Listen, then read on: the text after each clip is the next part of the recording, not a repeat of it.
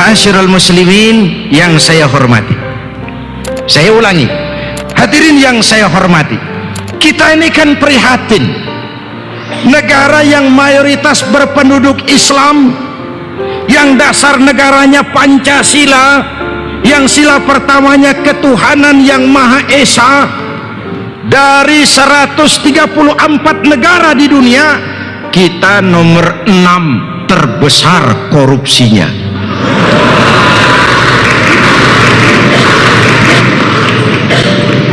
Di Asia kita juara kedua terbesar korupsinya.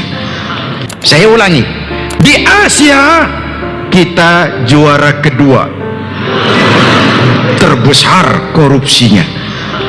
Saya melihat korupsi ini bahayanya sama dengan terorisme. Saya melihat korupsi ini bahayanya sama dengan terorisme. Hadirin yang saya hormati, kalau memberantas terorisme disiapkan anggaran, dilatih pasukan khusus, ditangkap aktivis-aktivis masjid,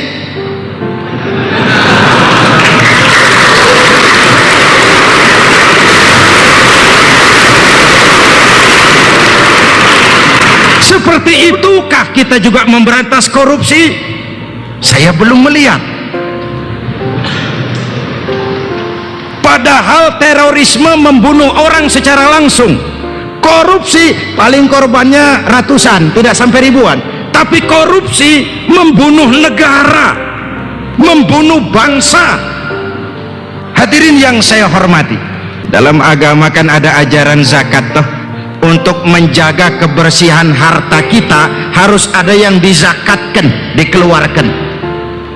Jadi memang kalau di zaman ekonomi sulit, pengangguran membengkak, lapangan kerja sulit, daya beli rakyat rendah, hutang melilit leher, masih ada pejabat nakal, tidak punya kepedulian kepada rakyat, berlaku kayak preman, korupsi. Mbok ya pejabat begitu dizakatkan saja.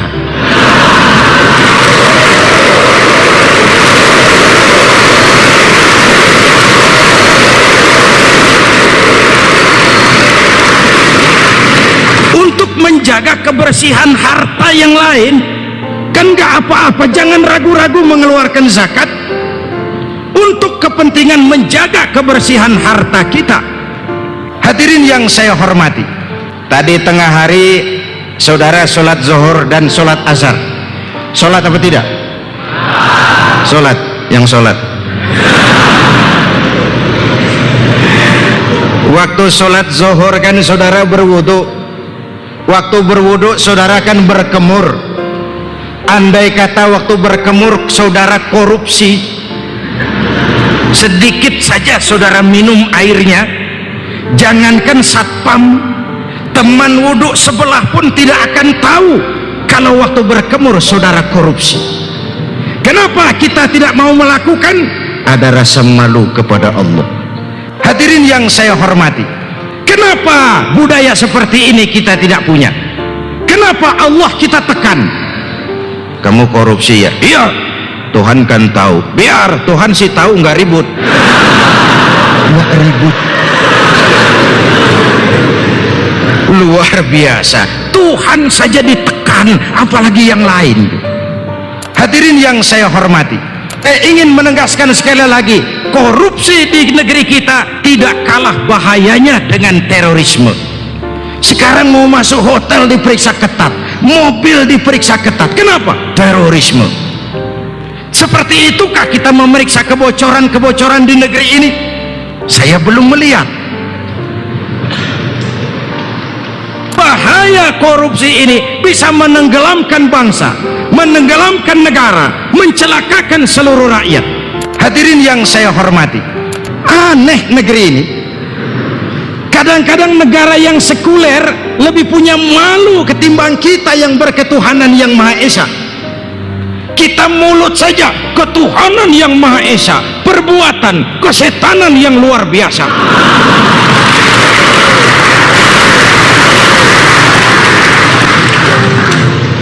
Hadirin yang saya hormati, Hadirin yang saya hormati, Cina korupsinya luar biasa, sudah membentuk jaringan ala mafioso.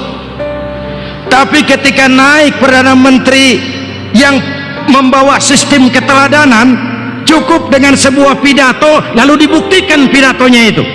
Dia bilang di hari pelantikannya, berikan saya 100 peti mati, yang 99 akan saya gunakan buat koruptor, yang satu akan saya pakai sendiri kalau kamu lihat saya tidak benar.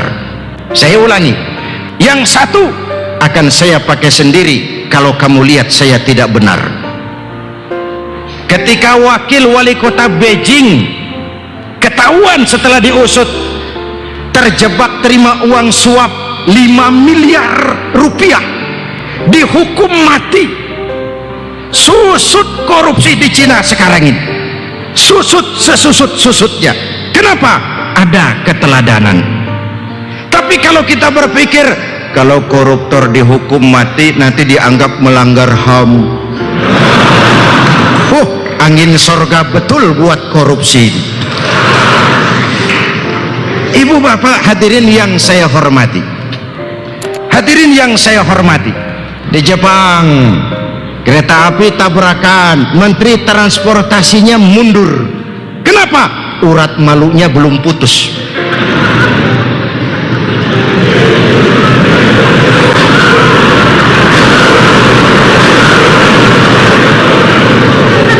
Di kita kereta api tabrakan, yang salah mesti yang jaga palang pintu,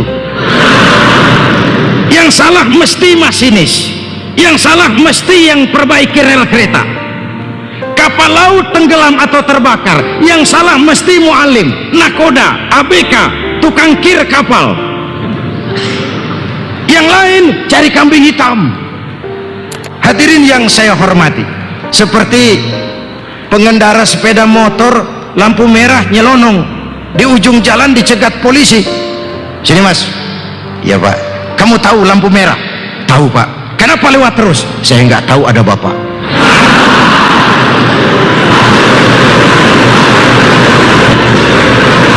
Ini disiplin kita sekarang ini kayak begini. Disiplinnya karena ada yang nongkrongi. Hadirin yang saya hormati, Alkisah ada seorang juragan kambing. Saya ulangi, juragan kambing. Satu hari karena sibuk, kambing-kambing pesanan orang dimintalah sopir dan kenek mengantar. Ini kambing 20 ekor.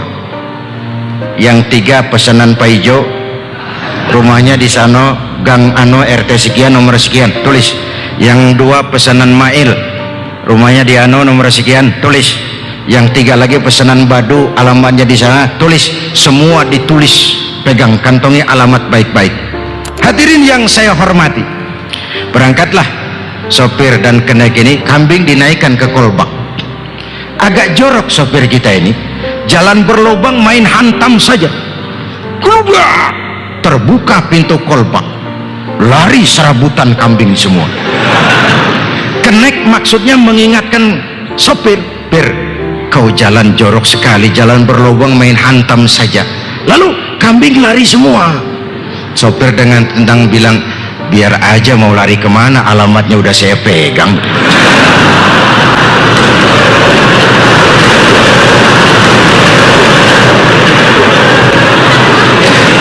Tidak jelas kambing yang bodoh apa sopir yang goblok.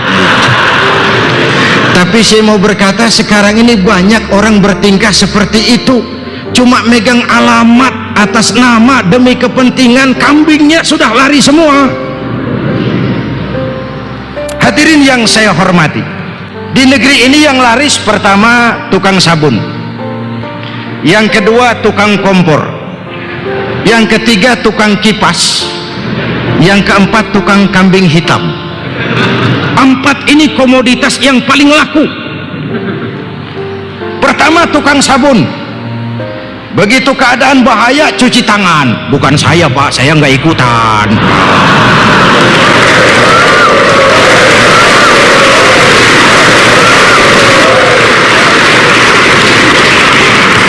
tukang sabun laris, tidak mau resiko. Yang kedua, tukang kompor, panasin, angetin, kebakaran, lari. Atau yang keempat, tukang kipas, asik sejuk, tidur sikat. Dan yang keempat, tukang kambing hitam, laris betul. Lalu membicara atas nama demi untuk kepentingan. Sudah capek kita rakyat ini di atas namakan, sudah capek kita dijadikan alamat. Hadirin yang saya hormati, mengapa seorang Nelson Mandela lebih mampu mencontoh akhlak Rasul? 20 tahun mendekam di bawah rezim apartheid, dia keluar, dia bangkit tanpa bawa penyakit dendam. Dia kumpulkan semua potensi di Afrika Selatan dan dia bangkit. Walaupun dia sebentar jadi presiden, tapi dia tidak pernah berhenti jadi pemimpin. Kenapa? Pejabat ada di belakang meja, Bung. Pemimpin ada di hati rakyat. Saya ulangi, pemimpin ada di hati rakyat. Yang pejabat bisa berhenti, bisa dipecat, bisa selesai. Yang pemimpin akan terus berakar di hati rakyat. Hadirin yang saya hormati, tidak ada orang yang bangkit dengan bawa dendam politik mampu menyelesaikan persoalan. Tebarkan salam, tebarkan perdamaian. Kita punya beban sejarah selalu mengkotak-kotakan orang. Dulu zaman Belanda, kalau tidak ikut Belanda dianggap Iki Inlander. Lalu kita merdeka, setelah merdeka kalau tidak sepaham kita dianggap Iku Ante Londo. Nah, lalu Orde Baru berkuasa, kalau tidak sepaham dianggap ini orang Orde Lama. Lalu reformasi muncul, kalau tidak sepaham itu orang Orde Baru. Habis orang kita orde-ordekan. Kapan kita mau menyelesaikan persoalan kalau kita sering terjebak pada dikotomi yang seperti itu?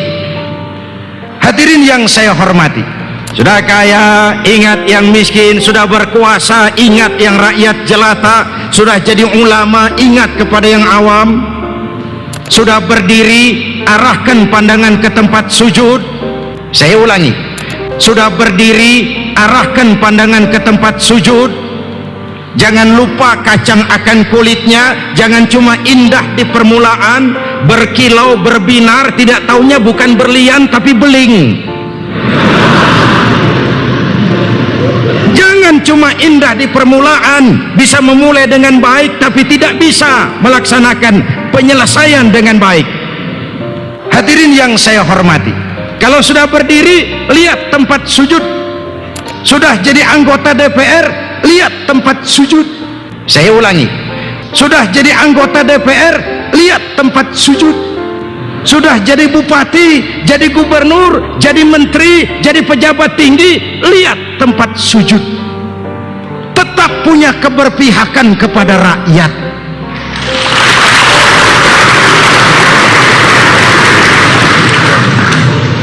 Hadirin yang saya hormati, sholat menyebarkan kedamaian. Arahkan matamu ke tempat sujud. Jangan mengembara mata kalau sedang sholat. Lihat langit-langit masjid. Sudah takbiratul ihram dalam posisi berdiri, lihat tempat sujud supaya hati tidak mengembara, karena hati sering ngikuti mata. Hadirin yang saya hormati, kita membina kepribadian, membentuk kemerdekaan jiwa, dimulai dengan takbiratul ihram menghadap zat yang serba maha, Allahu Akbar, yang kemudian kita terjemahkan dalam kehidupan. Di kantor kita Allahu Akbar, di perusahaan kita Allahu Akbar, di pabrik kita Allahu Akbar. Kebesaran tetap bagi Allah. Kadang kita tidak konsekuen. Di masjid Allahu Akbar, di kantor atasan akbar, jabatan akbar, harta akbar. memelihara konsekuensi Allahu Akbar ini tidak mudah. Hadirin yang saya hormati, kita kan sudah teken kontrak, ibadahku, perjuanganku, hidup dan matiku hanya untuk Allah. Tidak ada tempat saya takut kecuali Allah. Saya tidak akan melarikan persoalan kecuali hanya kepada Allah. Saya tidak akan menggantungkan hidup kecuali hanya kepada Allah. Saya tidak akan melarikan persoalan kecuali hanya kepada Allah.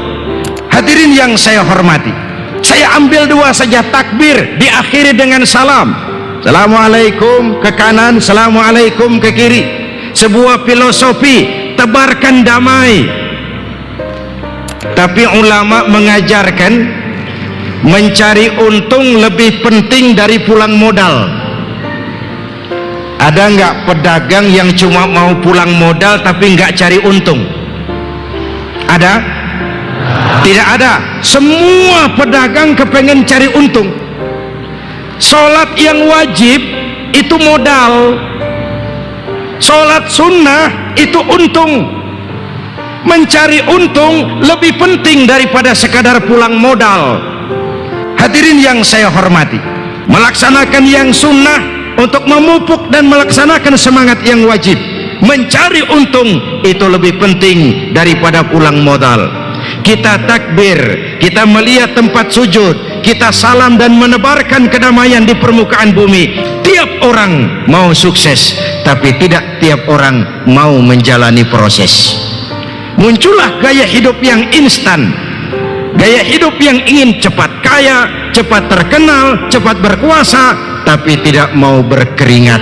Ini budaya yang memalukan. Saya ulangi, ini budaya yang memalukan.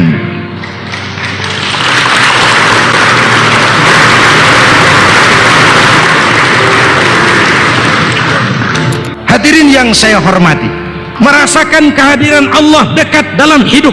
Saya sendiri, yang kedua Allah. Saya berdua, yang ketiga Allah. Saya bertiga, yang keempat Allah. Dan begitu seterusnya. Ada orang atau tidak, disaksikan orang banyak atau tidak, sendiri atau ramai-ramai, Allah hadir dalam kehidupan kita. Jujur dan disiplin. Hadirin yang saya hormati, apa yang mau disombongkan di hadapan Allah? Bahasa lama saya, kadang-kadang kita pikir kita pintar. Saya ulangi, kadang-kadang kita pikir kita pintar. Memangnya kita ini tahu apa sih dari semesta jagat raya ini? Kita tahu apa sih? Kadang-kadang kita pikir kita kaya. Memangnya kita ini punya apa sih? Kadang kita pikir kita berkuasa. Memangnya berapa hari sudah sih? Apa yang tidak selesai? Hadirin yang saya hormati, aku cinta orang yang bertaubat, tapi aku lebih cinta orang muda yang taubat. Kalau orang tua taubat hebat, tapi kan pantas. Masya Allah, tahajud tiap malam, wirid zikirnya paten, sedekahnya berani, baca Quran, khatam Quran tiap malam. Umur berapa? 70. Pantas.